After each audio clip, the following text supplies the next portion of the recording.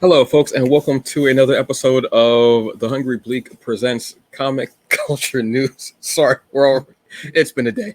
I am one of your hosts. I am Antonio Pomares, aka The Hungry Bleak, and this gentleman here with me is writer and creator Robert Jeffrey.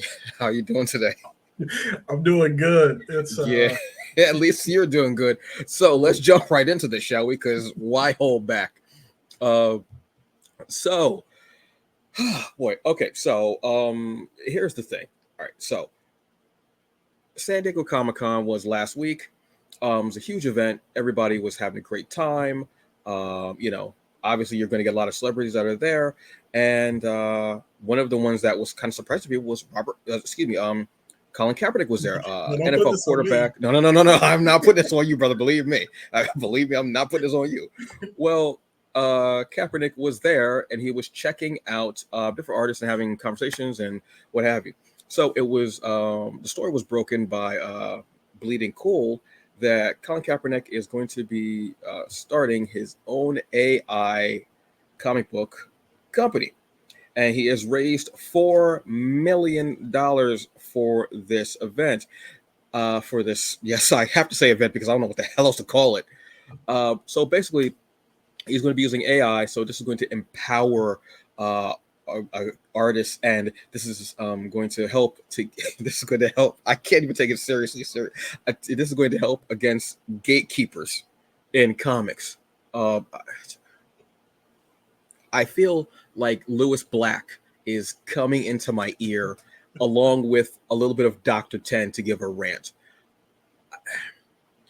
So this is what he's done. He went and he had conversations with some black creators. I know for sure he had a conversation with Kyrie Randolph, who actually was the one who notified a great deal of us about this story when he posted about it and shared about it on Facebook. So, okay, so I'm going to go through this very quickly. Robert, please bear with me. Sweet baby Jesus. Okay, here's the thing. Two things can be true at the same time. What Colin Kaepernick did as far as race relations with his kneeling at football games, I will commend. I will not downplay that. That was an important event and moment in our history. Yes. But what you've done now is complete and total BS. You raised $4 million to start an AI comic book company. You could have taken that $4 million and started your own independent company and hired the creators that you spoke to, which I believe you did not even compensate their time or anything. And when they asked you, when you asked them their opinion about this, they told you this is not it. This is not a good look. Do not do this. You then still decided, well, this is what I'm going to do. You went around and got all these photo op pics with these creators as well, which was total BS as well. And you know it because that was to help you build your street cred in the comic book community. I'm going to call that a whole lot of horse shit. I apologize, folks. I could have said a lot worse.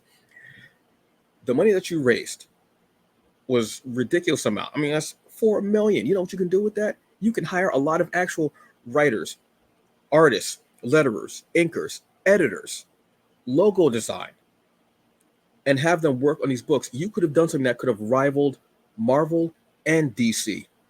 With your name alone, Colin Kaepernick, people are going to flock to that. And then seeing all these black creators, that would have been a huge thing. You also used then those black creators in those photo ops to try to pad your credit as well. So you did on twofold, you did a predatory thing. What you did was disgusting, it was demeaning, and it was tone deaf. Now, social media is on fire, and a great deal of them are against what you're doing and are having none of it. It is deplorable, it's disgusting, and it's also, like I said, tone deaf. You were the man who stood up against racism, which is kind of, when you think about it, one of the greatest ways to gatekeep in the world, because you're denying people their freedoms, their livelihood, their right to just be. You, in a way, are doing the same thing by gatekeeping with your AI. And this is also stealing from those artists. You need to sit down and actually have these people talk to you, listen to them. If you need an interpreter, I'm open, but you're going to pay me for it because I'm not sitting there for nothing. I'm going to be honest with you. This is one of the worst things I could have seen in comics in the last couple of years, and there's been a lot. This is disgusting. I don't know how you can even think about this. You need to pivot. You need to pivot very hard and very fast, because this is not going to go well for you, and it's going to fall flat. I believe also the people that I saw on that list, I don't know if they even have any type of history in the comic book industry. What have you done? What? Why? Why did you do this? This is not a good look. This is not smart. We had your back, and you did this. Everything's you looked those people in the face, had those conversations, and then went ahead and turned around to do AI. You played in their faces. You know how hard it is already for Black creators to get to that level. They have to, as the old adage says, they have to work 3 times as hard. Black women, 5 times as hard. And this is what you do. As hard as they've worked, blood, sweat, and tears, years, honing their craft, you go ahead, have these conversations, and then you start AI when you could have hired these people to do that job. For some reason, I feel like Obi-Wan talking to Anakin. You were the chosen one. This could have been your moment, and you messed up. I realize people that was not very newsworthy or very anchorish, but this is more of an editorial, and I don't have a background in journalism, but I do have a background in shooting my mouth off. And that was not the move for you, Kaepernick. You have gotta pivot very well, or much like your NFL career, this will be over. As you sit there smiling. Goofy ass picture. Robert, do you have anything to say? I mean, from the creator perspective, I don't, I don't like it. That's the best way. I mean, that's like. I should have just said that. But no. You spoke your piece and you were good, man. It's one of those things where there's been this continuing discussion about artificial intelligence and comic book storytelling, and it being integrated into the comic book industry. And as an indie creative, or just as a creative period, this is like when you're sitting back, like, how does this possibly replace me, or just, whatever. And when I look at this and I was watching the updates, the pictures that were being posted of Kaepernick at a couple of tables for, people that I know or know of.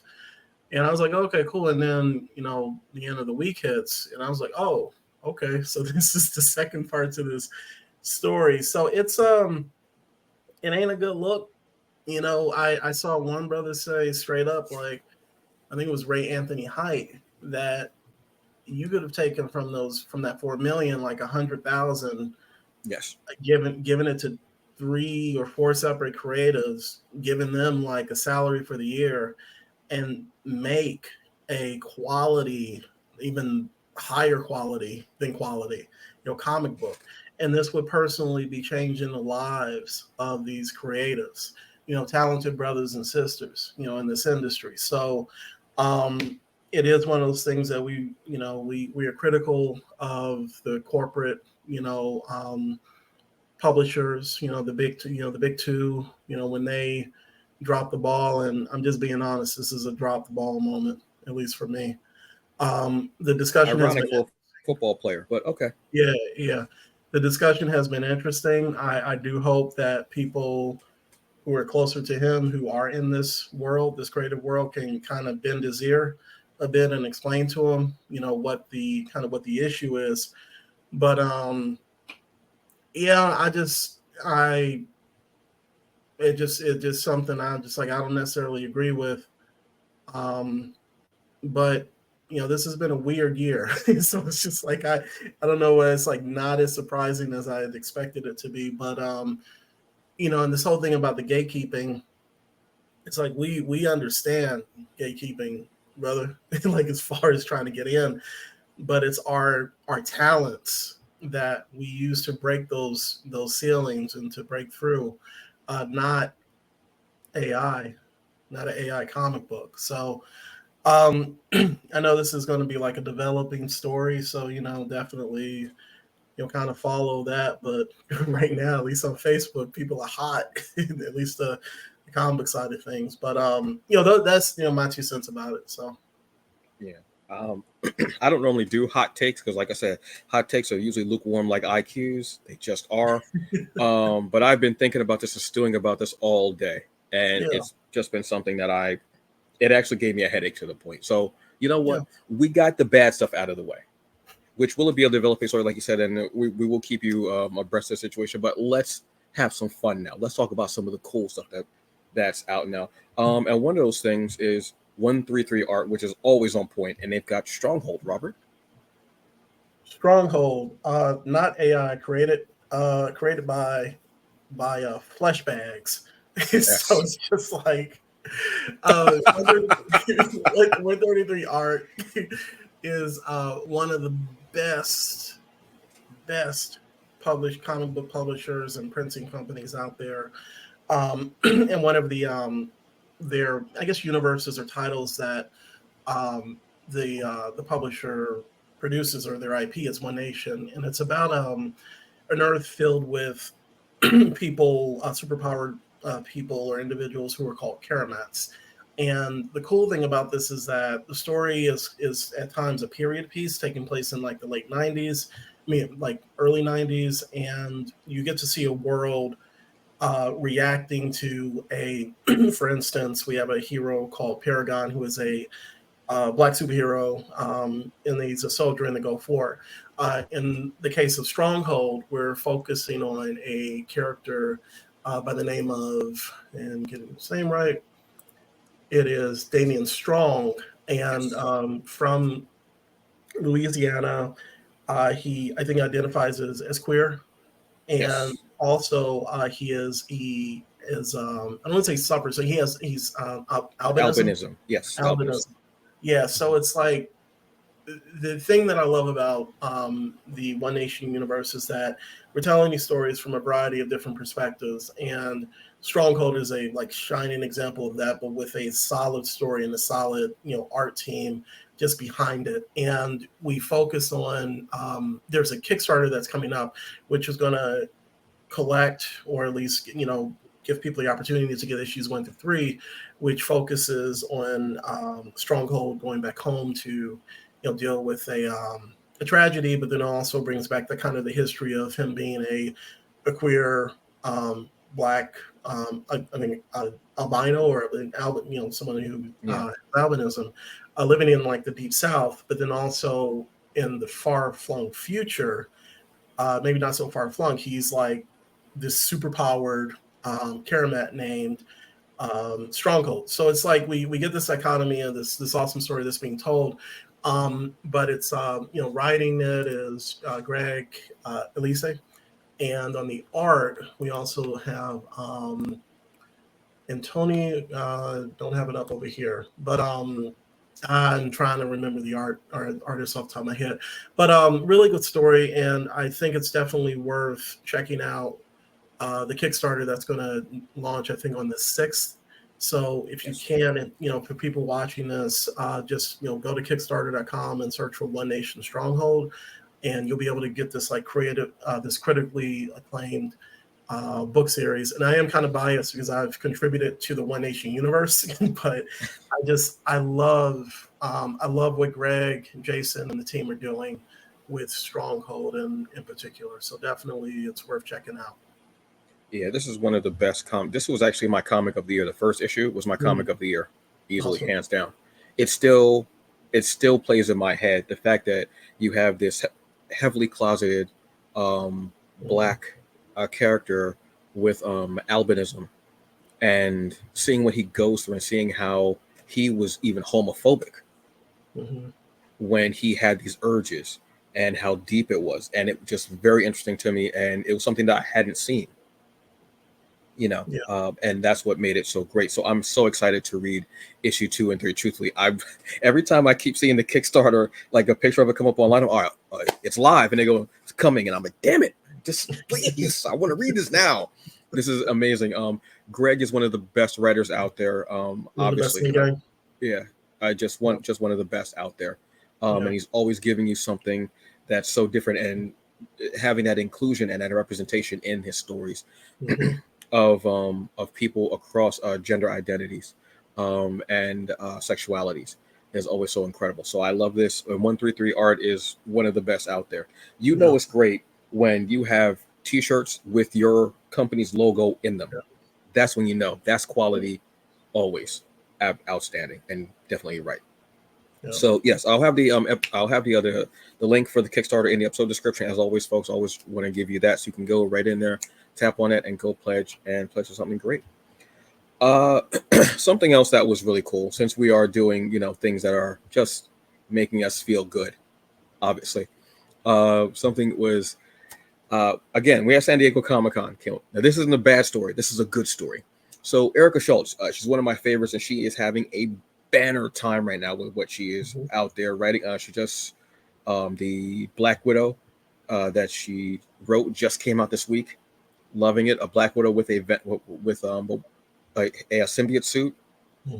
Yes, bring it. Oh, wow. Absolutely loving it. Yeah, awesome. It started, I want to say, in Venom, I think, and then crossed over, and there was a Black Widow Hawkeye 5-issue series that talked about it more. And now she's got her own series. And there's a big Venom war coming out as well. So it's very astounding. But she's also going to be writing Laura Kinney Wolverine. Awesome. Now, one of the big things about this was announced at San Diego Comic-Con. But one of the cool things about this story is the fact that Schultz had great effort, and with her influence, she said, I want to have a team that is made up of women and non-binary people. That is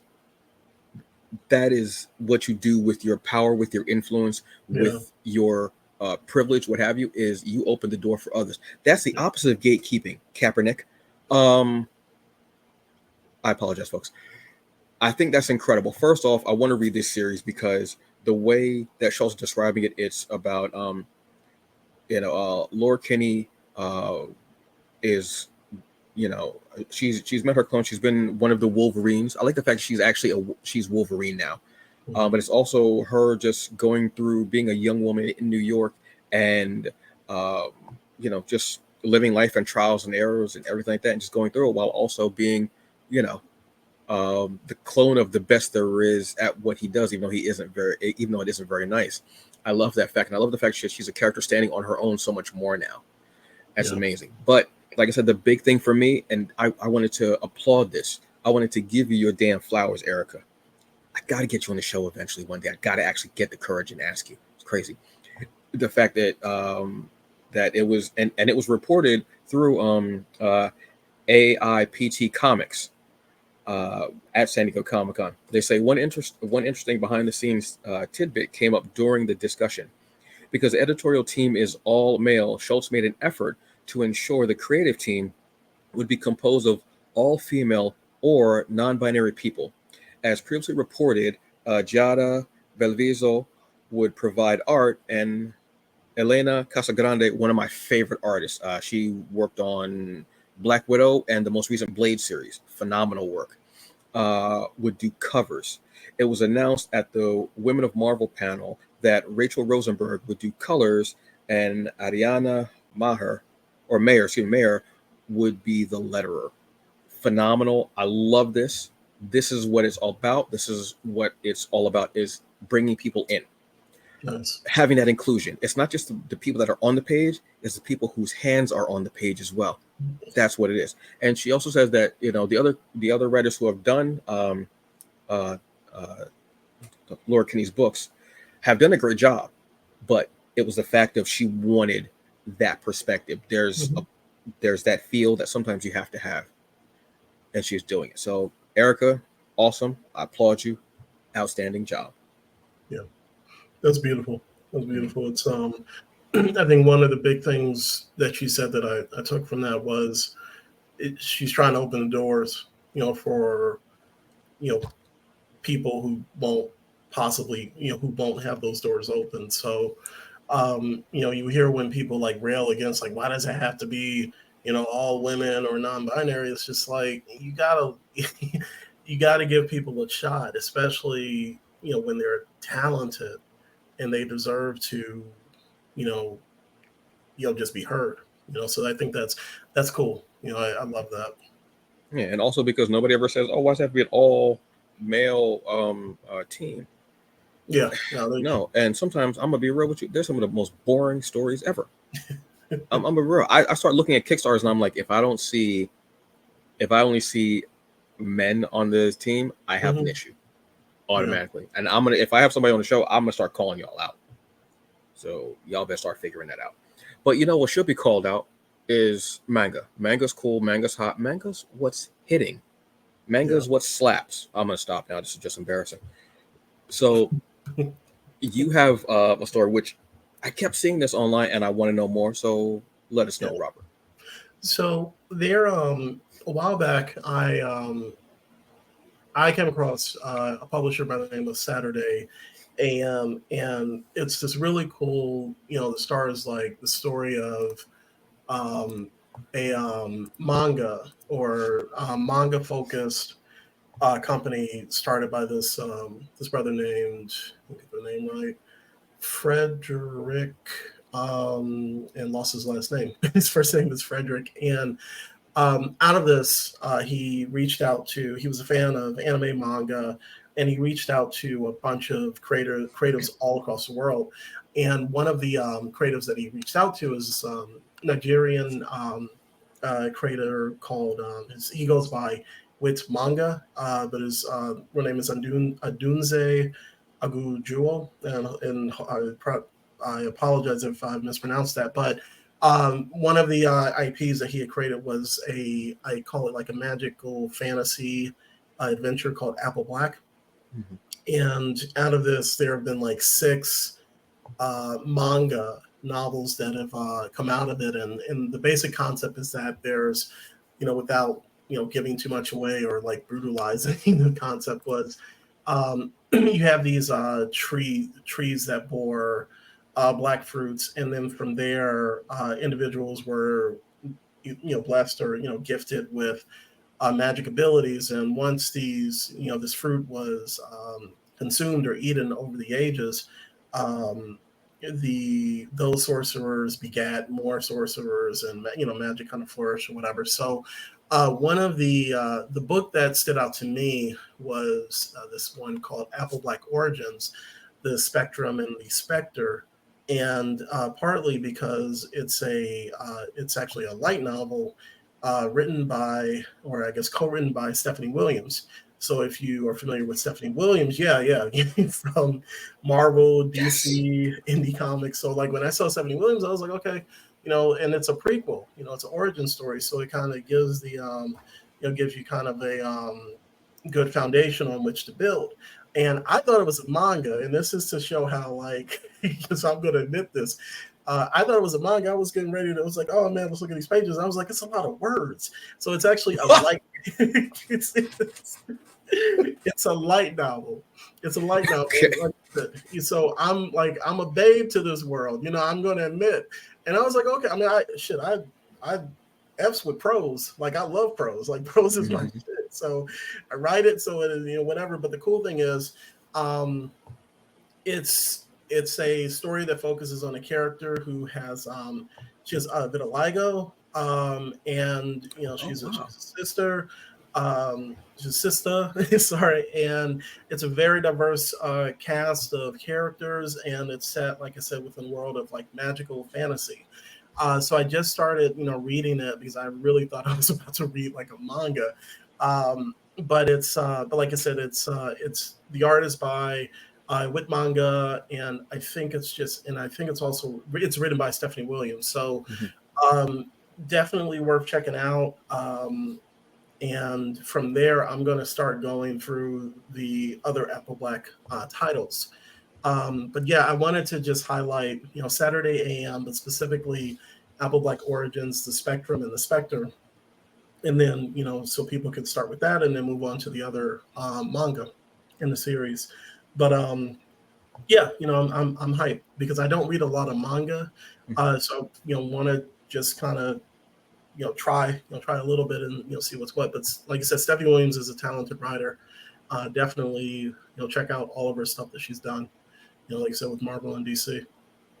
Yeah, she's one of my favorite writers. I was hip to her first time with Living Heroes, which is one of the dopest things possible. And then, Nubia. Yeah. Come on. So this is awesome to me. I'm down with this because I want to actually get into more manga. I'm actually trying to read through a manga now that I got a few years ago. There's like a comic releasing every 2 minutes, I feel like, honestly. So it's very hard to do. Yeah. So I want to get in on this. When I read it, I hope it's actually left to right, because I have issues reading from right to left. That's why I never got into manga. It just doesn't click with my brain. It just does. You asked me to figure out who Jack the Ripper is. By the way, I did. It's a guy whose name was Frederick Bizzlebottom. Could not tell you that lie. It's serious. That was his name. Anyway, yeah. So I can't, but I want to get into this because that sounds really interesting. Eating the fruit and sorcerers and magic prevailing and everything, and even like the light novel. I definitely want to check that because a character with vitiligo, I love that because we don't see a lot of that in stories. And we know an incredible creator that has vitiligo, in Newton Lillivop, one of the coolest cats out there. So yeah, why wouldn't I want to get this? I love seeing that representation and that inclusion in these books. Is awesome. So folks, that's our show. You got a little bit of everything. You got some great recommendations. You've got some feel-good stories. You got a really great Kickstarter that's awesome, and you got me pretty much being just a spitfire for a few minutes. So yeah, that's our show for this week. We'll see you next time, Robert. Yeah. Cool. All right, so let's go. Y'all have a very good evening, day, night, whatever time it is, and enjoy the rest. And like I said, we'll have the links for all of the stories that we had links in the episode description. You have a very good time, and we will see you later, folks. Bye. Bye.